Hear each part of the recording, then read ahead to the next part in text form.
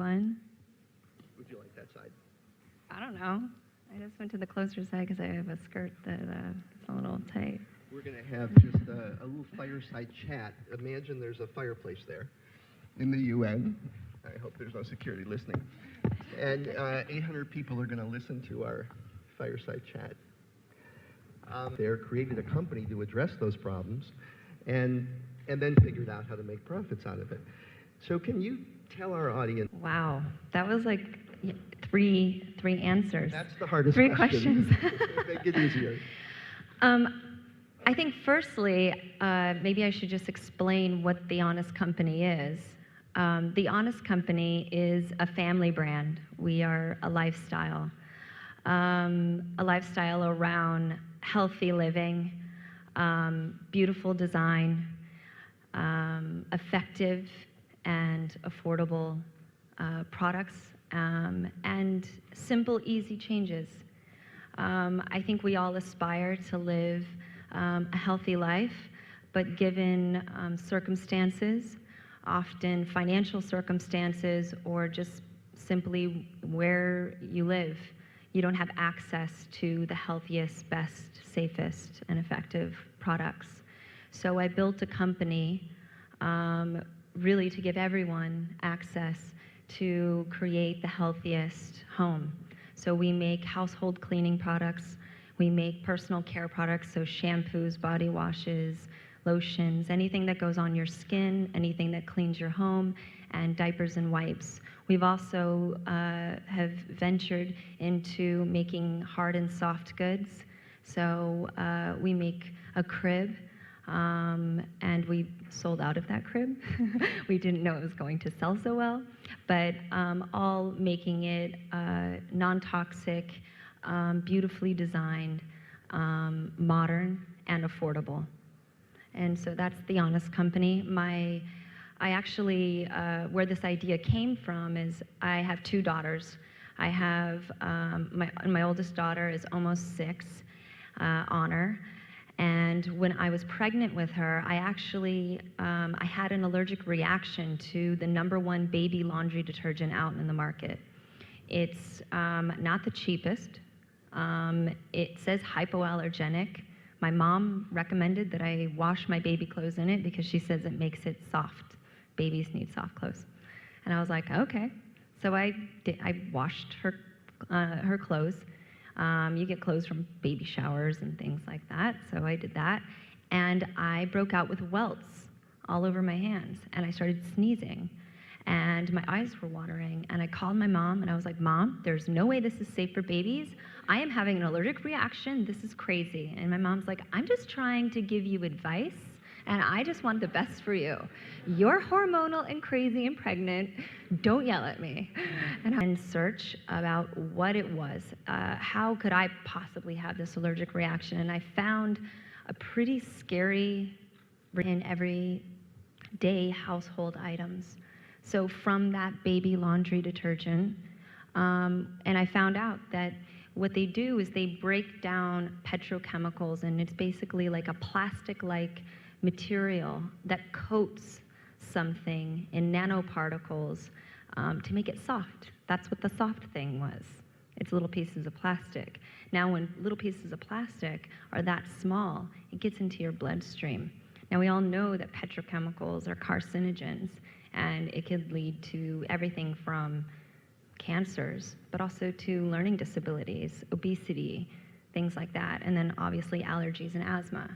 So the more research I did as, a crazy pregnant mom, the more I found out healthy world, and it really broke down in the most basic layman's terms, because I'm not a toxicologist, nor am I a scientist, I'm barely an actress. I was linked all of these toxic chemicals to all of these illnesses. And I was like, great, I have all this information, now what? So I went to the launch of the CEO's book, and his book, Christopher Gavigan. And I said, thank you so much for writing this book. Thank you for the blog and the website. Where do I shop? What do I do? And he's like, well, that's complicated. because this company does that really well, and that company does that really well, and this company does this really well, but there really isn't one trusted source. There really isn't one company you can go to. And I was like, well, that's crazy. I need one company. Like, I'm busy. I have to like work and do stuff, and I can't just like shop online and go to all these natural grocery stores and things like this. Like, it's too hard. And why does everything natural or green or eco, A, it doesn't really clean that well, and B, it's ugly. Like, I don't want brown everything in my house. You know, I like color. I got this idea to create The Honest Company, and it was inspired by Honor, my daughter, Honest, cheesy, mom.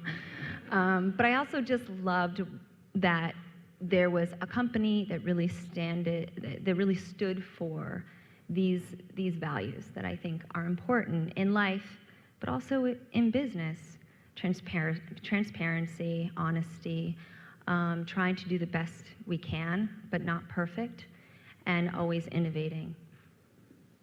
So that's The Honest Company.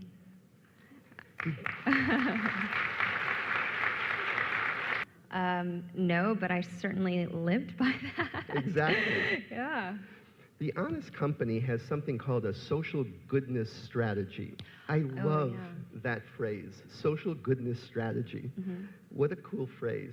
When I was playing around on the website last well, I think you're doing okay. So when I thought of like starting a company or a business, I didn't come at it from like a traditional sort of mindset of a business person. I wasn't thinking immediately like, how are we gonna make money? I don't know if that's the way that businesses think right away, but my first intention was, how do we inform people? How do we do good?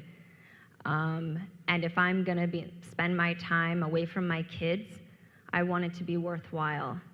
And I think, a lot of millennials feel this way. They don't want to just have a job and just do something to get by. They want to have a purpose. And so when we were going to raise money for our seed funding to get the business started, and we were sitting down with these venture capital firms, I was like, I really think the products need to be safe and non-toxic. I really want them to be beautifully designed. They have to be affordable, because having safe and healthy products shouldn't be a luxury. Everyone should have access to them. And we have to give back, because what's the point? What's the point of building something from the ground up if you can't give back? That's what this is all about. At the end of the day, what are you going to be remembered by? It's not, for me, an opening of a weekend box office. That comes and goes. It's not a magazine. Who cares about that? It's not even how much money, your business made in that quarter. It's how did you affect someone's life in a positive way and affect real change. And so we embedded in our business model giving back, and it's really ingrained in our culture. And weirdly, we get very talented people who will take a cut on what they probably should get paid to come work for the company, because they want to be associated with that purpose. So we match basically any nonprofit or charity work that anyone at the company wants to do or is passionate about, we'll match whatever money they raise. And then we also give back, and we've donated over 1,000 employee hours, over 544,000 goods, and we've helped over 49,000 families in need so far. Your parents raised you with great values. It's obvious. Let me ask you a question about that. You said in your book that when you became a mother, it was transformative. Mm-hmm. And it really changed your life. Tell me something about your own mother and how she impacted you growing up. My mom's really cool. She had me at 19, so she's like a young mom, and she's a much better time than I am. I'm the I like rules and boundaries, and I make lists.